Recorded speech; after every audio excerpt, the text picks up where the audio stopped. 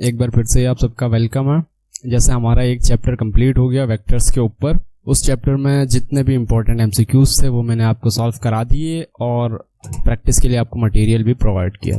आज हम नया चैप्टर शुरू करने जा रहे हैं, वो है मोशन इन वन डायमेंशन।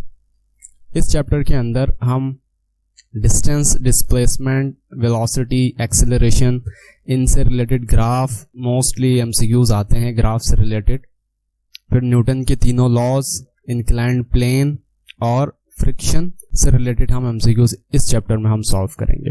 इसमें भी उसी तरह ही मैं आपको एमसीक्यू सॉल्व कराऊंगा। इससे रिलेटेड प्रैक्टिस के लिए प्रॉब्लम्स पीडीएफ फॉर्मेट में मैं लिंक आपको इसकी डिस्क्रिप्शन में दूंगा, वहां से जाके आप प्रैक्टिस प्रॉब्लम्स डाउनलोड कर सकते हो। तो इस चैप्टर का आज का हमारा पहला एमसीक्यू है, if displacement of a particle is zero the distance covered.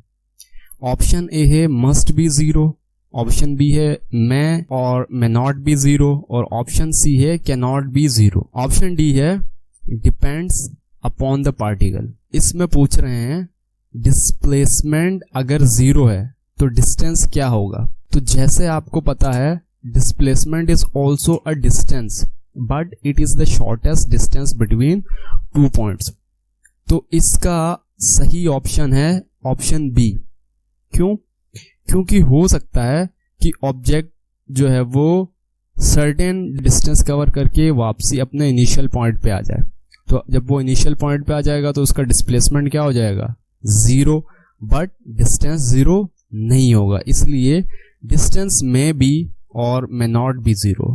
हो सकता है डिस्टेंस भी जीरो हो अगर उसने मूव ही नहीं किया, लेकिन अगर उसने मूव किया है तो डिस्टेंस कुछ भी हो सकता है, लेकिन डिस्प्लेसमेंट जीरो तब होगा जब वो दोबारा से अपने इनिशियल पॉइंट पे आए।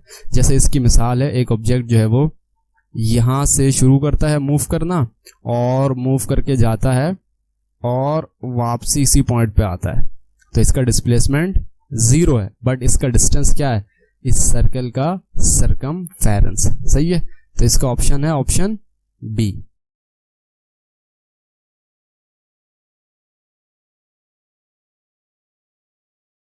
एमसीक्यू नंबर 3 है, the numerical value of the ratio of average velocity to average speed is.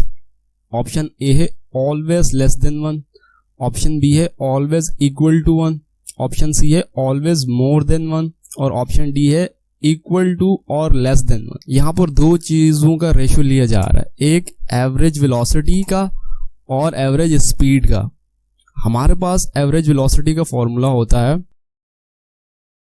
Displacement upon time, और एवरेज स्पीड का फॉर्मूला होता है डिस्टेंस अपॉन टाइम। सही है। अगर हम इनका रेशियो ले लें, यानी इन दोनों को डिवाइड कर दें, तो वो क्या आंसर होगा इन ऑप्शंस में से चार जो गिवन है। तो अब देखो, डिस्प्लेसमेंट जो है वो डिस्टेंस के बराबर हो भी सकता है और इससे कम भी हो सकता है। डिस्प्लेसमेंट कभी डिस्टेंस से ज्यादा नहीं हो सकता। डिस्प्लेसमेंट क्यों? क्योंकि displacement is the shortest distance between two points. तो अगर डिस्प्लेसमेंट और डिस्टेंस इक्वल हो गए तो इनका रेशियो क्या आएगा? क्योंकि टाइम दोनों के लिए सेम होगा तो इनका रेशियो आएगा 1। लेकिन अगर डिस्टेंस ग्रेटर देन डिस्प्लेसमेंट हुआ तो इसका रेशियो क्या आएगा? यानी ये वाली क्वांटिटी क्या हो जाएगी? ज्यादा। जो डिनोमिनेटर में है वो ज्यादा होगी अगर डिस्टेंस ज्यादा होगा, और ये वाली क्वांटिटी हो जाएगी कम क्योंकि डिस्प्लेसमेंट कम हो जाएगा। तो इनका रेशियो क्या आएगा? रेशियो लेस देन 1 आएगा। राइट ऑप्शन क्या है? इक्वल टू और लेस देन 1। ऑप्शन डी जो है वो इसका सही आंसर है। बहुत ही आसान एमसीक्यू था। फोर्थ एमसीक्यू है, the numerical value of the ratio of instantaneous velocity to instantaneous speed is. Option A है always less than 1, option B है always equal to 1, option C है ऑलवेज मोर देन 1, और option D है equal to और less than 1। अब देखो, instantaneous velocity होती है velocity for a very short interval of time.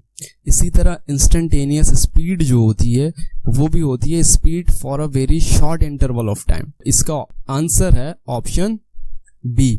Always equal to 1। क्यों? क्योंकि ये पॉइंट अपने जहन में बिठा लेना, इंस्टेंटेनियस वेलोसिटी और इंस्टेंटेनियस स्पीड हमेशा हमेशा एक दूसरे के बराबर होते हैं।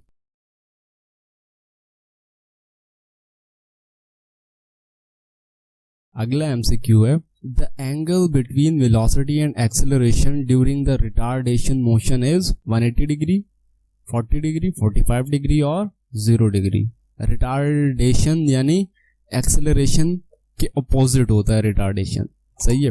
तो अगर मान लो एक ऑब्जेक्ट जो है वो इस डायरेक्शन में मूव कर रहा है, तो अगर इसकी वेलोसिटी को डिक्रीज करना होगा ना, तो इसके अपोजिट डायरेक्शन में रिटार्डिंग फोर्स लगानी होगी, यानी इसके अपोजिट डायरेक्शन में हमें फोर्स लगाना होगा।